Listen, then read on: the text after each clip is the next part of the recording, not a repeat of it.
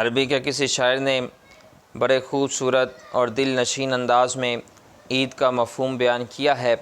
لکھتے ہیں کہ لیس العید لمن لبس الجدید انما العید لمن خاف الوعید۔ در حقیقت عید اس کی نہیں کہ جس نے نئے کپڑے پہن لیے، بلکہ عید تو اس کی ہے کہ جو عذاب الہی سے ڈر گیا۔ اور حضرت غوث پاک رضی اللہ تعالیٰ عنہ غنیۃ الطالبین میں فرماتے ہیں کہ عید ان کی نہیں کہ جنہوں نے عمدہ اور نفیس لباس سے اپنے آپ کو راستہ کر لیا، بلکہ عید تو ان کی ہے کہ جو اللہ تبارک و تعالیٰ کی وعید اور عذاب سے ڈر گئے۔ عید ان کی نہیں کہ جنہوں نے بہت زیادہ خوشیاں منائی، بلکہ عید تو ان کی ہے کہ جنہوں نے تقوی اور پرہیزگاری کو اختیار کیا۔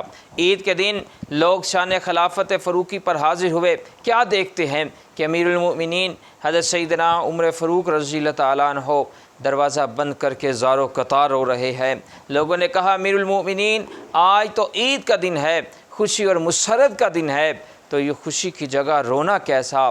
تو آپ نے اپنے آنسو صاف کرتے ہوئے فرمایا کہ آج عید کا دن بھی ہے اور وعید کا دن بھی ہے، کہ جس کے روزے قبول ہوئے اس کے لیے آج عید کا دن ہے، اور جس کے روزوں اور نمازوں کو مردود کیا گیا اس کے لیے آج وعید کا دن ہے۔ اور میں اس خوف سے رو رہا ہوں کہ معلوم نہیں کہ میں قبول کیا گیا ہوں یا رد کیا گیا ہوں۔